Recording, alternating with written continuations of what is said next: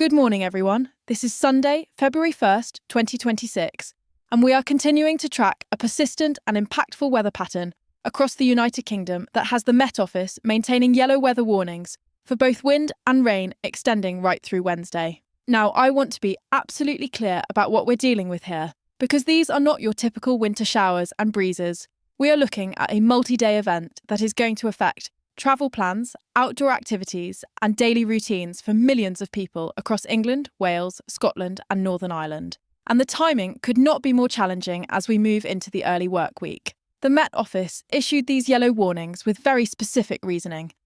And I want to walk you through exactly what they're seeing in the data and what it means for your specific area. Starting with the wind situation, we've got warnings covering extensive portions of Scotland, Northern England, and Wales, with peak gusts that are going to reach 50 to 60 miles per hour in exposed coastal areas and over higher ground.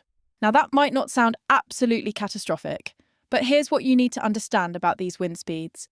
At 50 miles per hour, you're looking at conditions where large branches start coming down from trees, where unsecured outdoor items become projectiles, where high-sided vehicles on exposed routes face genuine control issues, and where coastal areas experience dangerous wave action, combining with the wind to create hazardous conditions along seafronts and harbour areas. The rainfall warnings are equally concerning and in some ways more widespread, because we're looking at accumulations that span from Sunday evening right through Wednesday morning, with the heaviest rain rotating through different regions as multiple weather systems track across the Atlantic and slam into the UK. The Met Office is forecasting rainfall totals between 40 and 70 millimetres across the warning areas, with the highest amounts expected over western-facing hills and mountains, where orographic enhancement, that's the technical term for when air is forced up an over-elevated terrain, causing it to cool and dump even more precipitation, could push totals beyond 100 millimetres in the most exposed locations across the Scottish Highlands, the Lake District, and the mountains of Snowdonia in Wales. Let me break down the timeline for you region by region, because the timing of the worst conditions varies significantly depending on where you are, and this is going to be critical for planning your Monday and Tuesday commutes, for deciding whether to travel longer distances, and for understanding when conditions improve enough to get back to normal activities. Starting in Scotland, particularly Western Scotland and the Highlands, you're dealing with the wind and rain combination beginning Sunday evening and persisting through Monday, with gusts reaching 55 to 60 miles per hour on the coast and over the mountains. Rainfall rates of 5 to 10 millimetres per hour during the most intense bands. And then a brief improvement Monday evening before another system arrives, Tuesday morning bringing renewed heavy rain and strong winds through Tuesday night. For Northern Ireland, your worst conditions arrive Sunday night into Monday morning, with wind gusts of 45 to 55 miles per hour, heavy rainfall totals reaching 30 to 50 millimetres by Monday evening, and then conditions gradually improving through Tuesday, though it stays blustery and showery.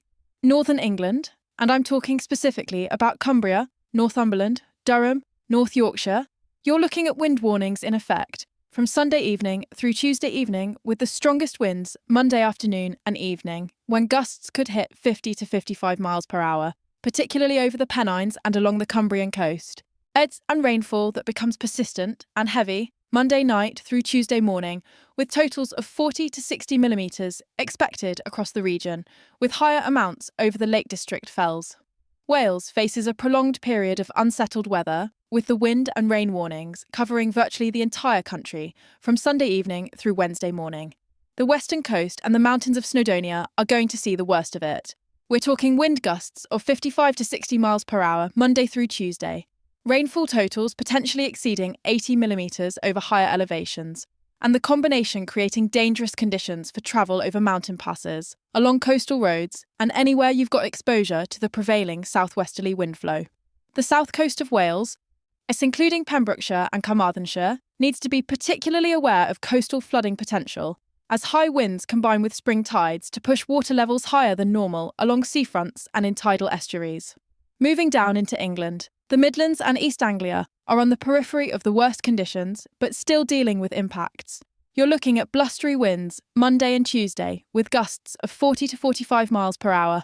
Not strong enough for warnings, but definitely enough to make driving challenging, especially for high-sided vehicles, and rainfall that becomes heavy at times Monday night and Tuesday with totals generally 20 to 35 millimetres, enough to cause localised flooding in poor drainage areas, and to make road conditions hazardous during the evening commute Monday and the morning commute Tuesday.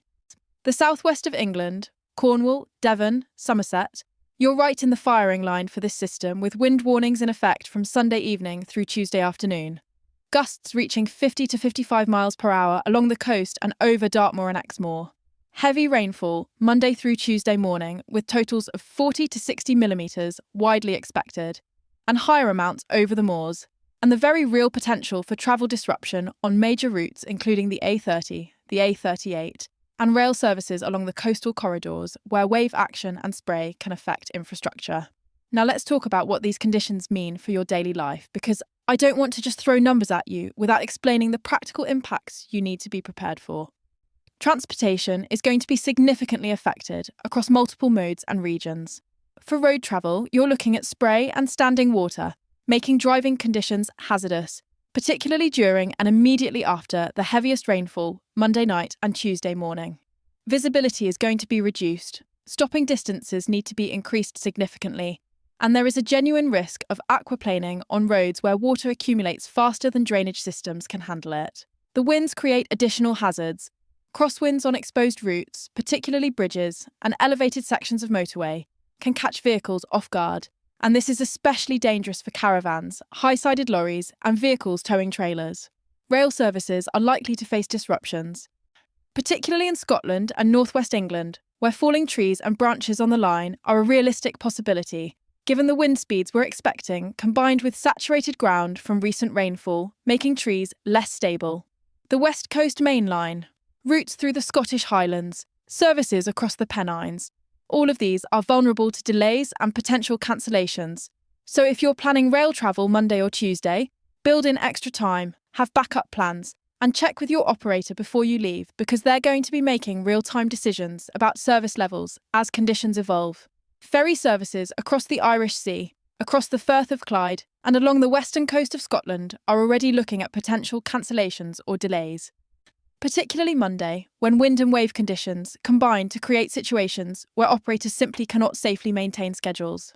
If you've got ferry bookings, stay in close contact with your operator, because they're monitoring conditions continuously and they'll make decisions about sailings based on real-time weather observations and forecasts. Air travel could see some impact, primarily through crosswind conditions affecting landings and takeoffs at airports with runways that are unfavourably aligned with the southwesterly wind flow. We're not talking about widespread airport closures, but delays are certainly possible, particularly at smaller airports or during the periods of strongest winds, Monday afternoon and evening. If you're flying Monday or Tuesday, especially into or out of Scotland, Northern England, or Northern Ireland, give yourself extra time and expect that your airline might be building delays into their schedules as a precautionary measure. The rainfall totals we're expecting create flooding concerns that go beyond just water on roads. We're talking about rivers responding to this rainfall, particularly in catchments that are already saturated from previous weather systems. The Environment Agency in England, Natural Resources Wales, and SEPA in Scotland are all monitoring river levels closely, and there's a realistic possibility of flood warnings being issued as rivers rise Monday night through Tuesday.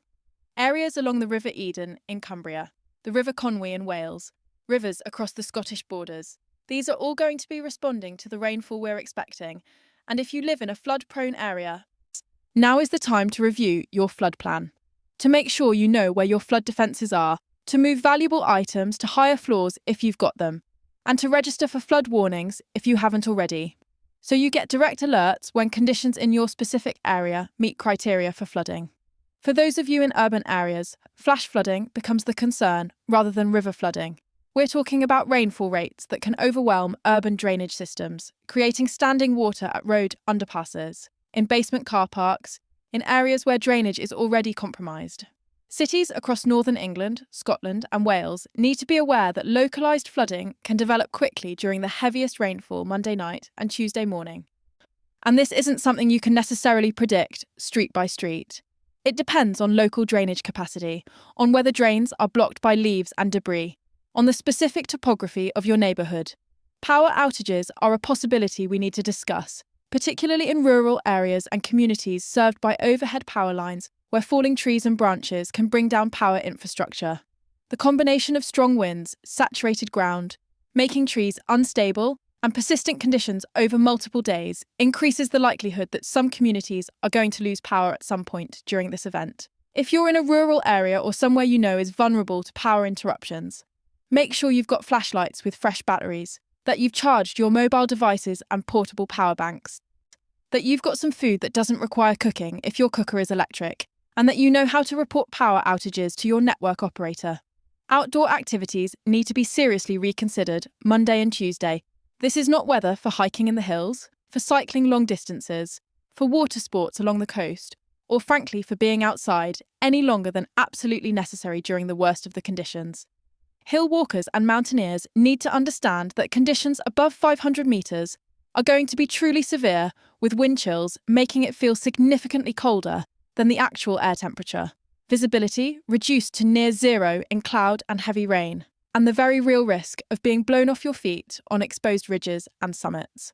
Mountain rescue teams across Scotland, the Lake District, and Snowdonia are on high alert because they know from experience that some people will ignore warnings and get themselves into trouble.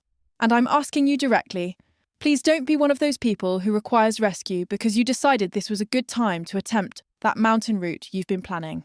Coastal areas face specific hazards that combine the wind and the rainfall with the sea state, and this is particularly acute Monday when we're looking at significant wave heights, storm surge potential in some areas, and winds that drive spray and waves well inland from the normal high tide mark. Harbours, seafronts, coastal paths, these are not places to be for sightseeing or photography during the worst conditions Monday. Every year people are injured, or worse, along British coasts because they underestimate the power of the sea during storms. And with waves being driven by 50 to 60 mile per hour winds, you're talking about water with the force to knock you off your feet, to drag you off rocks, to overwhelm sea defences that are normally well above the waterline. Let me give you some context for why this pattern is affecting us now and what the bigger picture looks like, because understanding the meteorology helps you understand why forecasters are confident in these warnings. We've got a very active jet stream pattern that's steering low-pressure systems directly across the Atlantic toward the UK, and these systems are tapping into abundant moisture from subtropical air masses, which is why the rainfall totals are so significant. This isn't unusual for early February. This is actually a fairly typical winter pattern, but it's the persistence that makes it challenging because we're not getting much of a break between systems. Looking ahead to Wednesday and beyond, conditions begin to improve as the most active part of the jet stream shifts slightly, allowing high pressure to build in from the west. Wednesday afternoon and evening, we're looking at winds decreasing, rainfall becoming more showery rather than persistent, and the overall pressure pattern transitioning towards something more settled for the latter part of the week. Thursday and Friday are looking significantly better, with lighter winds, drier conditions, and even some sunshine breaking through at times as the back edge of the weather systems clears out and we get into the influence of higher pressure. So here's what I need you to do. And I mean this very directly, because your safety and the safety of everyone on the roads and out in this weather depends on people taking these warnings seriously and making smart decisions. First, check the Met Office website or app for the specific warnings affecting your area, because the warning areas are precisely defined and you need to know whether you're in a warned area or on the edge of one. Second, if you have travel plans for Monday or Tuesday, particularly if those plans involve driving long distances, crossing exposed routes, or being somewhere you absolutely must be at a specific time, reconsider whether this travel is essential and whether it can be delayed until conditions improve. Third, if you must travel, allow significantly more time than usual. Ensure your vehicle is in good condition with good tyre tread and washer fluid topped up. Keep your mobile phone charged and carry supplies including water, snacks, warm clothing, and a high visibility vest in case you break down. Fourth, secure anything in your garden or property that could blow away or become damaged in strong winds. Trampolines, furniture, plant pots, anything that's not tied down needs to be secured or brought inside, because at 50 miles per hour, items that seem heavy enough to stay put can absolutely take flight and cause damage to property or injury to people. Fifth, if you're in a flood-prone area, review your flood plan now while conditions are still manageable, rather than waiting until water is rising. And sign up for Environment Agency flood warnings if you haven't already. so you get direct alerts relevant to your specific location. I'll be continuing to monitor this situation closely and will bring you updates as conditions evolve, as warnings are potentially upgraded or expanded if conditions worsen beyond current expectations, and as we move through this event and see how different areas are affected. The forecast can and likely will be refined as we get closer to each period of worse weather, so staying updated through Monday and Tuesday is important. For now, take this information, use it to plan accordingly, stay safe out there, and know that by Wednesday afternoon, we're looking at conditions improving significantly. If you found this breakdown helpful, please subscribe to the channel and hit the notification bell so you get immediate alerts when I post updates about this system as it evolves. Stay dry, stay safe, and I'll talk to you very soon with the next update on this persistent wind and rain pattern affecting the UK through Wednesday.